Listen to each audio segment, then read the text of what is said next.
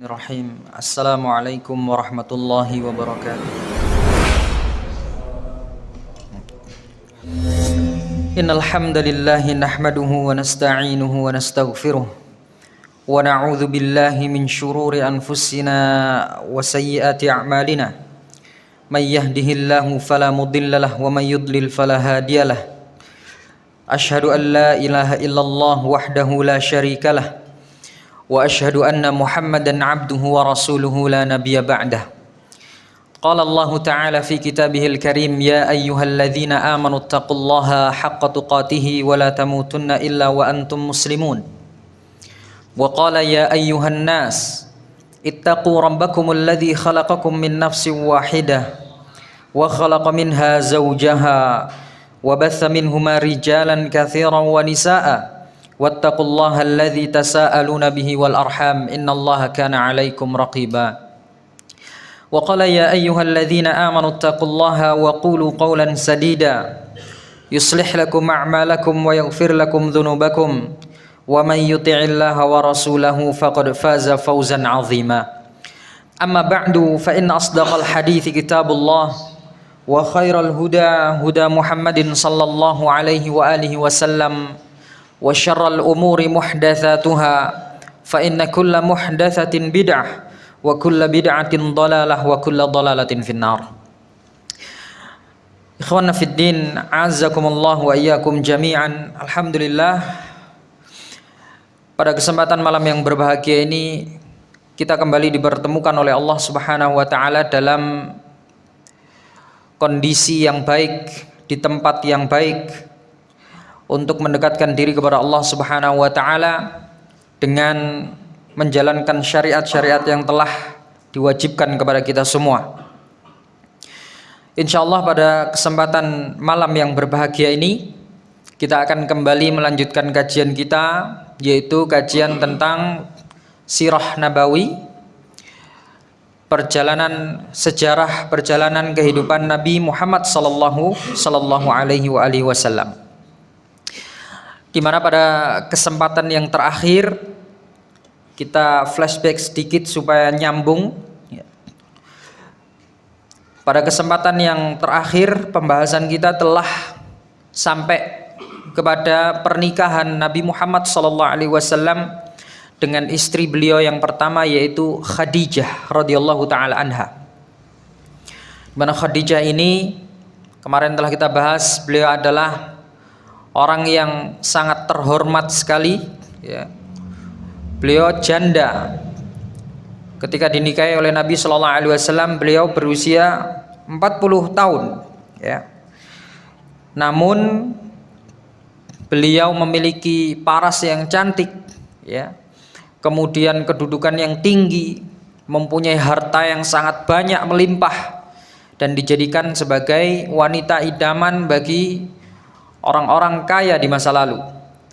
Namun takdir mengatakan bahwa yang menjadi imam beliau, yang menjadi suami beliau adalah manusia yang paling mulia, yaitu Nabi Muhammad sallallahu alaihi wasallam. Kemudian dari pernikahan Nabi sallallahu alaihi wasallam dengan Khadijah, beliau dikaruniai 6 anak, 2 laki-laki dan 4 perempuan. Di mana 2 anak laki-laki beliau meninggal pada saat masih balita, sedangkan 4 anak perempuan beliau ditakdirkan oleh Allah Subhanahu wa taala bertemu dengan masa-masa kenabian, masa kerasulan. Mereka memeluk agama Islam dan mereka meninggal pada saat Nabi Shallallahu alaihi wasallam masih hidup, kecuali Fatimah radhiyallahu taala anha. Fatimah radhiyallahu taala anha meninggal dunia 6 bulan setelah Nabi Muhammad SAW wafat. Ya. Itu kemarin pembahasan kita. Nah, jamaah yang dirahmati Allah, pada kesempatan yang berbahagia ini kita akan lompat 10 tahun dari kejadian atau peristiwa pernikahan Nabi SAW menikah dengan Khadijah ini. Ya. Kita akan membahas peristiwa yang terjadi pada saat Nabi Shallallahu Alaihi Wasallam berusia 35 tahun atau 5 tahun sebelum masa kenabian, ya, 5 tahun sebelum beliau diangkat menjadi nabi. Kalau kita lihat di kitab-kitab sejarah memang urutannya seperti itu. Jadi setelah menjelaskan tentang pernikahan Nabi dengan Khadijah, kemudian nanti akan menjelaskan peristiwa ini, yaitu peristiwa yang terjadi pada saat Nabi Shallallahu Alaihi Wasallam berusia 35 tahun ini. Pada usia Nabi Shallallahu Alaihi Wasallam 35 tahun ini ada peristiwa yaitu perenovasian Ka'bah. Jadi pembangunan ulang Ka'bah. Ka'bah ini sebagian para ahli sejarah mengatakan bahwa semenjak awal dibangun oleh Nabiullah Ibrahim alaihissalatu wassalam bersama putranya yaitu Nabiullah Ismail sampai pada masa usia Nabi Shallallahu Alaihi Wasallam 35 tahun ini belum pernah dibongkar atau direnovasi. Diperbaiki, mungkin ada perbaikan-perbaikan, tapi tidak sampai dibongkar secara utuh kemudian dibangun ulang. Baru dibongkar dan dibangun ulang pada saat usia Nabi Shallallahu Alaihi Wasallam 35 tahun ini. Orang-orang Quraisy mereka bersepakat, mereka berkumpul, mereka berdiskusi. Dari diskusi tersebut muncullah kesepakatan bahwa mereka akan membongkar seluruhnya Ka'bah dan membangun ulang dengan bangunan yang baru. Hal ini karena beberapa hal. Yang pertama, karena memang bangunan Ka'bah ini sudah tua, usianya sudah tua sekali. Ya, dari zaman Nabi Ibrahim sampai Nabi Muhammad SAW berusia 35 tahun itu usianya sudah ribuan tahun lah. Ya, usianya sudah ribuan tahun. Dan bangunan pada saat itu Ka'bah itu hanya berupa tumpukan-tumpukan batu saja yang tingginya itu lebih tinggi sedikit dari laki-laki dewasa, dari pria dewasa. Jadi nggak sampai tinggi banget. Ya, orang itu kalau loncat, megang temboknya, loncat itu bisa. Ya, megang atas tembok Ka'bah itu nyampe. Ini dulu bangunannya seperti itu. Dan bangunan Ka'bah di masa lalu itu, bangunan Ka'bah yang didirikan oleh Nabiullah Ibrahim itu tidak mempunyai atap. Ya, jadi bangunan itu tidak ada atapnya. Sehingga jamaah yang dirahmati Allah, banyak orang-orang yang nakal, ya, pencuri, itu yang mencuri harta-harta, perhiasan-perhiasan yang ada di dalam Ka'bah. Loh, kok di Ka'bah, dalam Ka'bah ada perhiasan? Iya, perhiasan itu adalah bentuk pengorbanan atau bentuk ya? Iya, jadi kalau ada orang beribadah di situ, tawaf di situ, mereka akan melemparkan harta-harta mereka sebagai bentuk persembahan. Jadi persembahannya itu bukan hanya sebatas binatang kurban saja, tapi harta benda mereka disedekahkan untuk Allah, ya. Ditaruh di Ka'bah itu, dilemparkan di situ. Jadi banyak sekali perhiasan-perhiasan, banyak sekali harta benda di situ, ya. Nah, itu sering dicuri oleh orang-orang yang nakal dan mereka dengan mudah keluar masuk ke dalam Ka'bah itu karena memang bangunannya tidak terlalu tinggi dan tidak ada atapnya. Itu diantara yang mendorong orang-orang Quraisy di masa lalu untuk membangun kembali Ka'bah. Di samping itu jamaah yang dirahmati Allah Subhanahu wa taala, Ka'bah ini dulu pernah terkena banjir, ya. Dulu pernah ada banjir besar sehingga Ka'bah ini juga salah satu tempat yang terkena dari dampak banjir itu, sehingga banyak batu-batu itu yang bergeser dari tempatnya dan ada sebagian dinding itu yang kemudian retak karena banjir itu dan dikhawatirkan bisa roboh kapan saja, ya. Kemudian dulu juga pernah terbakar, ya. Jadi Ka'bah ini dulu pernah kebakaran. Ceritanya ada seorang wanita yang dia ini ingin memberi wangi-wangian di sekeliling Ka'bah. Dan kalau orang zaman dahulu memberikan wangian, bahkan ini sampai sekarang pun demikian dilakukan kalau saya lihat di sekitaran Masjidil Haram itu, mereka menggunakan bukhur, ya, atau jenis kayu yang harum kemudian dibakar gitu loh. Ya, nanti asapnya itu dibuat wangi-wangian. Mereka berkeliling itu. Nah, dulu ada seorang perempuan yang hendak memberi wangi-wangian di sekitar Ka'bah itu. Ya, pakai arang, kemudian kasih kayu gaharu mungkin, ya. Kalau sekarang kan pakai kayu gaharu itu biar harum. Nah, ketika dia sedang berkeliling membawa itu, arangnya itu tertiup angin sehingga mengenai kiswah penutup Ka'bah itu, ya. mengenai kiswah yang ada di Ka'bah. Akhirnya kiswahnya terbakar hebat, dan dulu di Ka'bah, di sekitaran situ Jazirah Arab itu sulit air gitu loh. Air sulit. Ya, nggak kayak sekarang mungkin nyala sedikit kita langsung bisa manggil pemadam kebakaran, langsung bisa dipadamkan. Dulu mau nyari air sulit, ya. Adapun membawanya tidak semudah sekarang gitu loh. Akhirnya terbakarlah Ka'bah itu, ya, terbakar hebat. Menambah nilai kerusakan yang terjadi di Ka'bah itu, ya. Nah, kemudian di antara yang menyebabkan Ka'bah ini, kondisi Ka'bah ini semakin parah adalah karena banyaknya kiswah yang menggantung di Ka'bah. Jadi setiap tahun ada tokoh yang tawaf di sana, mereka menyumbangkan kiswah, ya. Kiswah itu dikelilingkan, dikerubungkan ke Ka'bah. Nanti tahun berikutnya ada tokoh lagi yang beribadah di situ, mereka bawa kiswah lagi, langsung ditutup, tidak melepas kiswah yang sudah ada, sehingga menumpuk kain kiswah itu sampai tebal sekali, sehingga menambah beban berat yang dipikul oleh bangunan Ka'bah itu, sehingga membuat Ka'bah itu semakin condong dan dikhawatirkan bisa sewaktu-waktu roboh.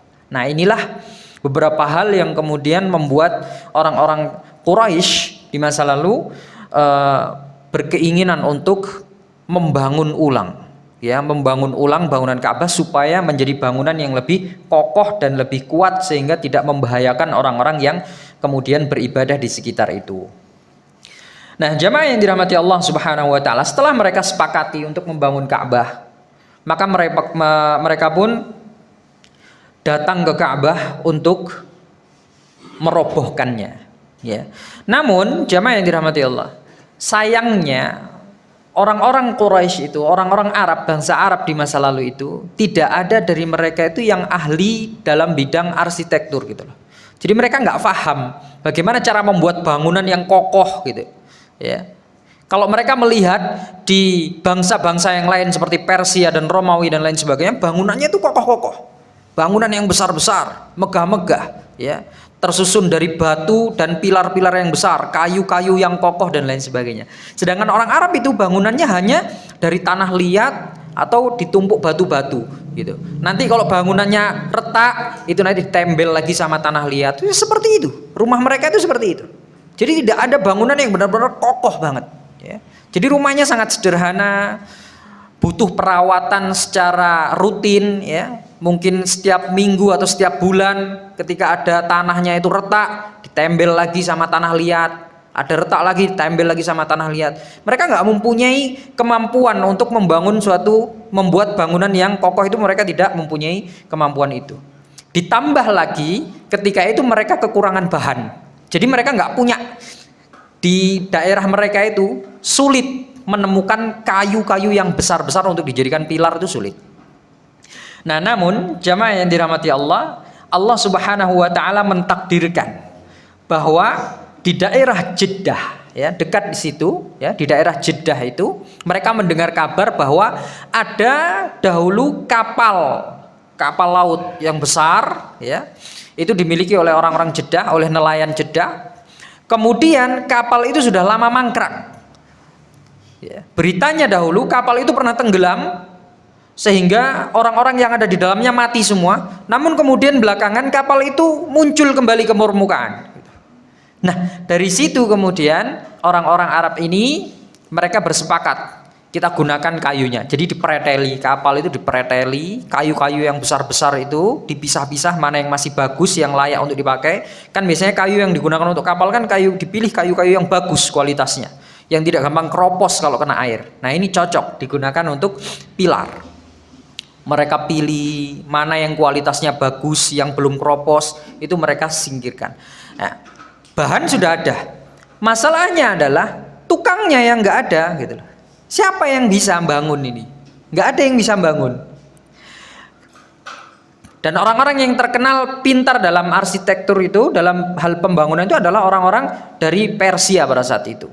Ya, mereka adalah orang-orang yang ahli dalam hal ini karena peradabannya lebih maju. Kalau orang-orang Arab pada saat itu peradabannya masih terlambat gitu loh. Ya, masih terlambat. Beda dengan orang-orang bangsa-bangsa yang luar, Persia, Romawi dan lain sebagainya itu. Nah, qadarullah pada saat itu ada salah seorang dari Mekah yang dia ini baru pulang dari safar dari luar kota, kemudian dia membawa budak. Ya.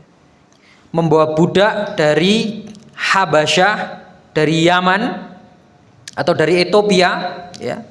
Dan dia ini adalah orang yang ahli pertukangan gitu loh.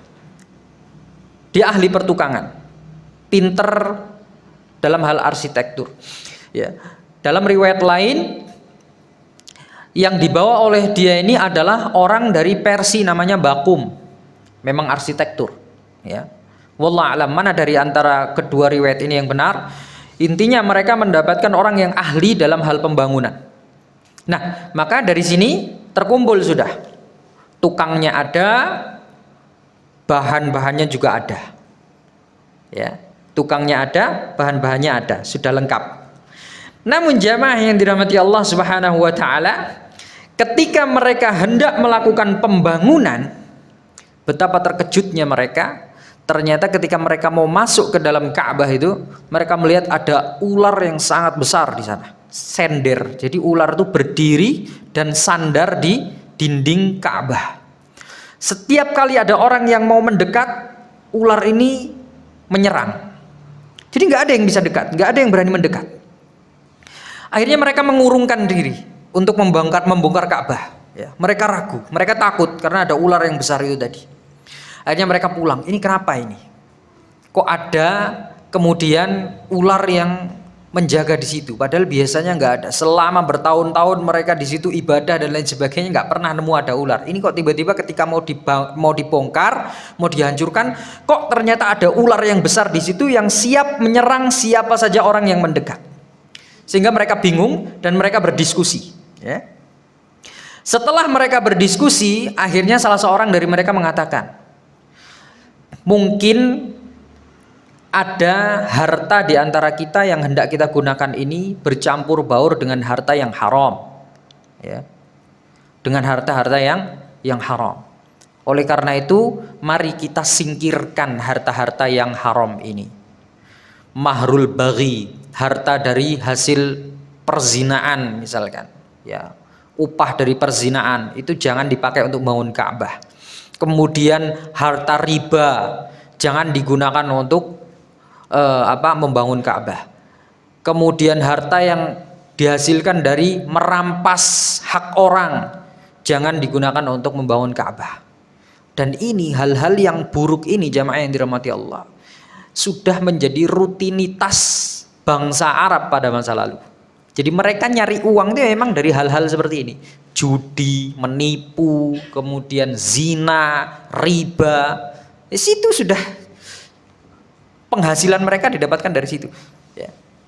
Jadi mau mencari harta yang halal itu sedikit sekali. Jadi harta yang tadinya sudah terkumpul banyak untuk dijadikan, untuk dibuat membangun Ka'bah itu setelah dipilah-pilah ternyata menurun drastis sehingga menjadi harta yang sangat sedikit banget. Sebagian besar adalah harta yang haram, yang tidak boleh, yang tidak mau digunakan untuk membangun Ka'bah. Setelah mereka sepakat, ya sudah karena harta halalnya cuma segini, ya mau gimana lagi, ya sudah kita bangun dengan harta seadanya. Harta yang benar-benar bersih, yang suci, benar-benar halal. Ini yang kita gunakan. Setelah itu mereka datang lagi ke Ka'bah, ya. Dan ternyata mereka melihat ada burung yang besar, yang warnanya itu mirip dengan ular itu. Jadi ular tersebut langsung dicengkram oleh burung itu dan dibawa terbang ke arah timur. Di dalam kitab-kitab buku-buku sejarah disebutkan demikian. Ya. Setelah mereka memisah-misahkan antara harta yang halal dan yang haram, kemudian datanglah Allah mengirim burung untuk mencengkram, memangsa ular tersebut dan membawa pergi. Pergilah akhirnya burung itu hilang. Nah, namun jamaah yang dirahmati Allah Subhanahu wa taala, walaupun ular itu sudah dibawa pergi, Namun ternyata mereka tetap tidak berani serta-merta menghancurkan Ka'bah. Ya. Karena mereka khawatir nanti kalau kita menghancurkan Ka'bah, Allah Subhanahu wa taala jangan-jangan murka sama kita gitu. Apalagi saksi sejarah dalam peristiwa Abrahah yang menyerang Ka'bah itu masih hidup. Banyak di antara mereka yang masih hidup. Sehingga mereka mengatakan, dulu Abrahah aja pernah mau menghancurkan, masih mau itu belum menghancurkan Ka'bah, itu sudah diazab oleh Allah Subhanahu wa taala. Apalagi kita mau merobohkan Ka'bah ini. Ya.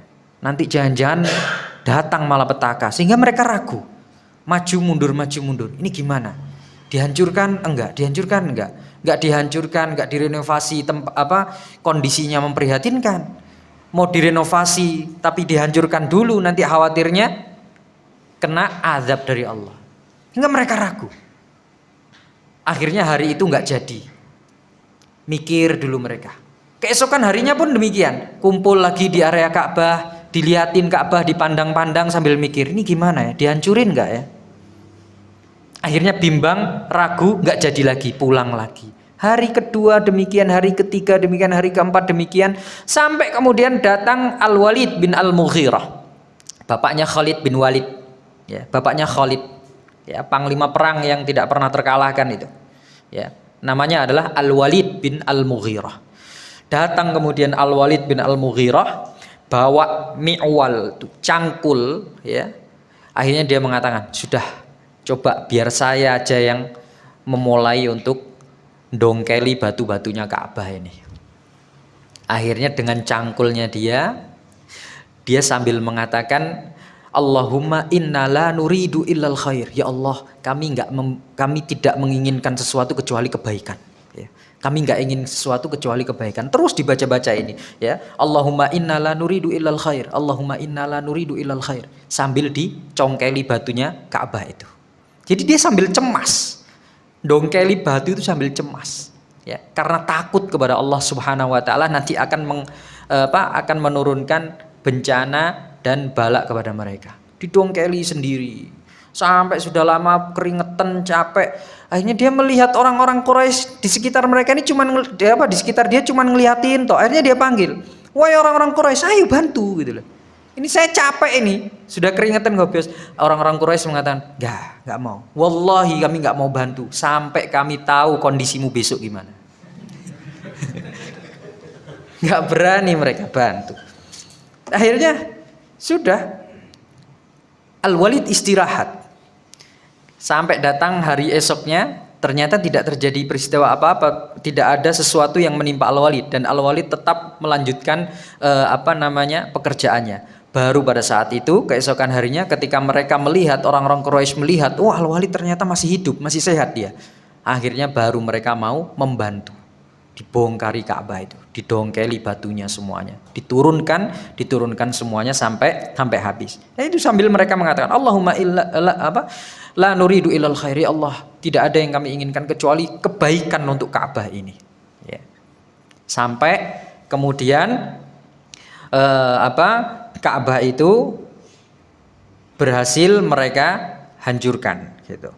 Nah, jemaah yang dirahmati Allah Subhanahu wa taala, kemudian mereka setelah batu-batunya yang lama itu turun semua, mereka mulai menggali untuk membuat pondasi. Ada sebuah kisah, ini disampaikan oleh sebagian ahli sejarah. Ketika mereka sedang menggali untuk membuat pondasi itu, tiba-tiba cangkul mereka itu natap batu, ya. Dan batunya itu berwarna hijau, ya. Kayak batu akik gitu, warnanya hijau, besar sekali. Batunya hijau, besar, dan sangat kalau dilihat itu bercahaya. Beberapa orang di antara mereka berusaha untuk mendongkel batu itu, untuk mencabut batu itu dari tempatnya, tapi tidak ada yang bisa. Akhirnya mereka semuanya sepakat, sudah, biarkan batu itu di situ, jangan ada yang mengusiknya. Akhirnya mereka membangun pondasi di atasnya, ya. Kemudian mulailah mereka membangun bangunan Ka'bah itu sedikit demi sedikit.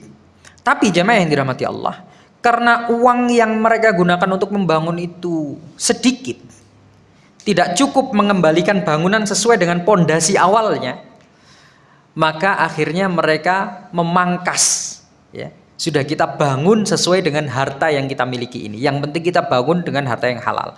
Jadi kalau kita lihat bangunan pondasi Ka'bah itu sebetulnya lebih panjang dibandingkan bangunan yang sekarang, ya. Kalau sekarang itu kan ada, kalau kita lihat itu ada seperti bangunan yang tembok yang memutar, ya. Di sisi Ka'bah itu kayak ada yang melengkung gitu lah. Nah, itu adalah pondasi awal Ka'bah sebetulnya. Tapi karena mereka tidak mempunyai dana membangun di atas pondasi awalnya itu, akhirnya dipangkas menjadi sekarang bangunannya persegi gitu, menjadi kotak gitu. Menyisakan sedikit pondasi yang awal itu tadi tidak dibangun. Sekarang itu dikasih pagar. Barangkali kalau ada yang pernah ke sana mungkin paham, ya, atau pernah melihat barangkali di video atau di fotonya itu. Jadi melingkar seperti itu. Itu juga termasuk Ka'bah. Jadi orang kalau sholat di situ sama saja dia sholat di dalam Ka'bah, ya. Kan disunahkan sholat di dalam Ka'bah, ya. Kalau sekarang sholat di dalam Ka'bah yang tertutup itu tidak bisa, mungkin tidak bisa sembarang orang masuk di situ, dikunci. Tapi mereka bisa sholat di area itu tadi yang melengkung itu, ya. Ya, di situ bisa. Ada Bang, ya? Temannya nggih. Nggih. Hijri Ismail, ya. Nah itu bisa sholat di situ. Itu Ka'bah. Termasuk Ka'bah. Nah, mereka karena nggak punya uang, ya sudah, akhirnya nggak sampai itu, nggak dibangun semua. Bangunannya adalah seperti saat ini yang kita lihat, ya. Kata Nabi SAW kepada Aisyah, wahai Aisyah, kalau tidak karena karena kaummu ini mereka baru masuk Islam, pasti sudah aku bangun lagi Ka'bah itu sesuai dengan pondasi awalnya. Tapi karena takut terjadinya fitnah, sehingga ya sudah dibiarkan begitu saja oleh Rasulullah SAW. Dan karena Rasulullah SAW membiarkan kondisi Ka'bah seperti itu, maka ya sudah, sahabat-sahabatnya pun demikian. Di zamannya Abu Bakar, Ka'bah ya dibiarkan seperti itu, tidak dikembalikan pada pondasi awalnya, bangunannya. Pada zaman Umar, Utsman, bahkan sampai sekarang pun dibiarkan tetap seperti itu. Sekarang seandainya mau dibangun semuanya di atas pondasi yang semestinya, ya sah-sah saja sebetulnya, boleh saja. Cuman untuk menghindari fitnah, ya, supaya kemudian nanti tidak ada sangkaan-sangkaan yang buruk terhadap umat Islam. Masa Ka'bahnya dibongkar-bongkar seenaknya sendiri, padahal di zaman Rasulullah nggak pernah dibongkar dan lain sebagainya. Menghindari fitnah-fitnah seperti itu, maka sampai saat ini dibiarkan seperti sedia kala. Tapi sejarahnya demikian. Perlu kita ketahui bahwa sebetulnya pondasi Ka'bah itu tidak hanya bangunan yang seperti saat ini itu. Jadi ada Hijr Ismail itu juga termasuk bangunan Ka'bah. Nah, jamaah yang dirahmati Allah Subhanahu wa taala. Singkat cerita, ketika Ka'bah itu telah berdiri, ya, kemudian di atasnya dikasih atap, berdiri di atas 6 pilar. Mereka membuat 6 pilar untuk menyangga atap dari Ka'bah tersebut. Ada polemik kemudian, problem yang terjadi di antara orang-orang Quraisy. Ada perselisihan di antara mereka, yaitu pada saat meletakkan Hajar Aswad. Jadi bangunan Ka'bah sudah jadi. Nah, sekarang mereka ini rebutan meletakkan Hajar Aswad ke tempatnya. Bani Abduddar yang memiliki kuasa memang ditunjuk untuk menjadi penjaga Ka'bah. Mereka mengatakan, kami adalah kaum yang paling berhak untuk meletakkan Hajar Aswad di tempatnya. Kaum-kaum yang lain mengatakan, oh nggak bisa, kami juga punya hak, ya. Kami juga ikut berpartisipasi dalam membangun Ka'bah ini. Kok enak saja kamu ngaku-ngaku paling berhak. Semuanya kepala suku ini akhirnya mereka bertikai, ya, mereka rebutan karena meletakkan Hajar Aswad ini merupakan perkara yang sangat mereka anggap sebagai hal yang mulia gitu loh. Ini hal sejarah, ini meletakkan Hajar Aswad ke tempatnya gitu loh. Ya. Ini peristiwa yang akan dikenang terus oleh anak cucu nanti, ya. Makanya mereka rebutan, dan orang Arab itu dikenal sebagai orang yang paling keras dalam mempertahankan harga diri mereka, ya. Mereka itu nggak mau sampai harga dirinya diinjak-injak, bahkan mereka rela mengorbankan darah mereka hanya untuk menjaga nama baik mereka, hanya untuk menjaga harga diri mereka. Jadi bangsa-bangsa atau suku-suku yang merasa mempunyai kedudukan itu, mereka semuanya berebut untuk meletakkan Hajar Aswad, ya. Semuanya. Akhirnya jemaah yang dirahmati Allah Subhanahu wa taala, hari pertama tidak ada keputusan, ya. Hari kedua tidak ada keputusan. Bani Abduddar langsung, ada salah seorang dari Bani Abduddar menyembelih kambing, darahnya dimasukkan ke dalam ember, ya, di tempat persembahan yang ada di sekitar Ka'bah itu. Kemudian dia mencelupkan tangannya dan dia mengangkat tangannya. Kalau ada yang berani meletakkan Hajar Aswad selain suku kami, maka kita akan perang, akan terjadi pertumpahan darah. Ini sumpah darah, ya. Kemudian suku lainnya pun demikian, langsung ngambil binatang, disembelih, dimasukkan ke ember, ditaruh di tempat persembahan yang ada di Ka'bah. Mereka juga mencelupkan tangannya dan mengatakan hal yang serupa. Kami pun demikian. Kalau ada suku selain kami yang berani meletakkan Hajar Aswad, maka akan terjadi pertumpahan darah, ya. Ini diperebutkan oleh beberapa suku. Di antaranya adalah suku Makhzum, ada suku Adi, kemudian ada Bani Abduddar itu tadi. Semuanya adalah pembesar-pembesar Quraisy. Dan mereka ini semuanya, perdebatan di antara mereka ini semakin tajam, pertikaiannya semakin runcing, sampai mereka semua itu sudah ngumpul, persuku-suku itu sudah ngumpul dan sudah menghunuskan pedangnya masing-masing, siap saling bantai di situ untuk merebutkan siapa yang akan meletakkan Hajar Aswad di tempatnya ini. Akhirnya salah seorang dari mereka melihat ini merupakan sesuatu yang bahaya kalau diterus-teruskan. Akan terjadi pertumpahan darah di antara bangsa Quraisy, sehingga nanti mudorotnya akan sangat besar bagi bangsa mereka. Akhirnya orang ini mendatangi seorang yang dituakan pada saat itu, namanya adalah Abu Umayyah bin Al-Mughirah. Abu Umayyah bin Al-Mughirah ini usianya sudah 120 tahun pada saat itu.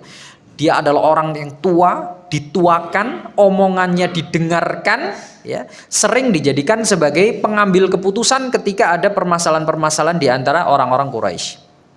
Dipanggil Abu Umayyah ini bin Al-Mughirah, datang, dijelaskan ini ceritanya demikian dan demikian. Akhirnya Al-Mughirah, Abu Umayyah mengatakan, kalian ini perlu hakim untuk memutuskan perkara kalian. Akhirnya mereka tanya, ya sudah, putuskan saja, siapa hakimnya, ya, pilih hakimnya di antara kami siapa, gitu, supaya segera selesai masalah ini. Umayyah kemudian mengatakan, sebentar, sebelum saya memberitahu atau menjawab siapa hakimnya, kalian harus setuju dulu, kalian harus sepakat dulu semuanya bahwa nanti orang yang saya tunjuk sebagai hakim adalah orang yang keputusannya harus kalian dengar semuanya. Jadi kalian harus sepakat nih, gitu. Akhirnya kepala-kepala suku ini mereka sepakat, ya sudah, ya, pokoknya hakim yang dipilih oleh Umayyah kita sepakat untuk kita dengarkan keputusannya. Dan mereka sudah berharap, semoga yang ditunjuk hakimnya dari suku saya. Semuanya suku berharap demikian. Kemudian Abu Umayyah mengatakan, kita lihat di pintu masjid ini, orang yang pertama kali masuk ke pintu ini, maka dia yang akan menjadi hakim. Orang-orang langsung kaget, loh, dikiranya Umayyah ini akan memilih salah satu orang dari suku-suku yang ada di situ atau memilih dirinya sendiri untuk menjadi hakim. Ternyata enggak. Supaya adil, jangan milih orang yang ada di sini. Kalau milih yang ada di sini nanti mereka akan cenderung kepada salah satu kelompoknya. Milih suku ini, ya, suku ini pasti akan lebih condong kepada sukunya, gitu loh. Ini justru tidak menyelesaikan masalah. Maka supaya adil, Umayyah mengatakan, kita lihat orang yang pertama kali masuk dari pintu ini, dari pintu masjid ini, maka dia yang akan menjadi hakim kalian. Dan Allah Subhanahu wa taala mentakdirkan orang yang pertama kali masuk adalah Nabi Muhammad. Orang yang pertama kali masuk Nabi Muhammad. Ketika Nabi Muhammad masuk ke situ, mereka langsung mengatakan as-sadiqul amin, as-sadiqul amin. Orang yang terpercaya dan orang yang jujur, yang amanah yang telah masuk, ya. Mereka mengatakan hal demikian, kalau begitu kami ridho, radina, ya. Orang terpercaya yang masuk, maka kami ridho. Orang yang terpercaya yang masuk, maka kami ridho, ya. Semuanya mengatakan demikian, sepakat, ya. Karena memang Nabi Muhammad itu dijuluki sebagai al-amin, ya, terkenal sebagai orang yang amanah, terpercaya oleh kaumnya pada saat itu, ya. Akhirnya mereka ridho dengan keputusan apapun keputusan yang diberikan oleh Nabi Muhammad SAW. Akhirnya diceritakanlah kepada Nabi Muhammad, begini ya permasalahannya wahai Muhammad, tolong beri kami keputusan. Ya. Akhirnya Nabi Muhammad SAW, Nabi Muhammad ini sejak kecil itu sudah belajar menjadi hakim, memutuskan perkara-perkara dari kakeknya, dari Abdul Muttalib. Abdul Muttalib adalah seorang penguasa pada saat itu dan orang yang sangat bijaksana. Kemana-mana Abdul Muttalib, Nabi Muhammad ikut. Jadi Nabi Muhammad itu terbiasa melihat Abdul Muttalib itu memecahkan permasalahan-permasalahan yang ada di kaumnya. Sehingga ketika pada saat ini Nabi Muhammad dimintai untuk menjadi hakim, Nabi Muhammad fine gitu loh, bersedia, baiklah kalau gitu. Ya.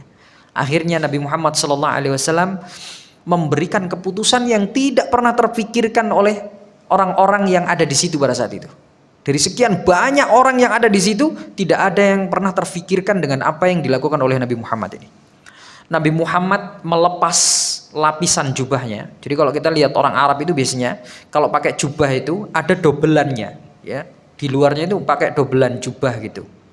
Ya, didobeli jubahnya. Sudah pakai jubah tapi ada lagi rangkepannya. Nah, rangkepan jubahnya itu dilepas oleh Nabi Muhammad SAW, dibeber, digelar. Kemudian hajar aswadnya ini ditaruh di tengah-tengah jubah tersebut. Kemudian Nabi memerintahkan, ayo setiap kepala suku sini semuanya. Setiap kepala suku pegang setiap sudut dari kain ini. Kemudian dibawa, didekatkan ke Ka'bah.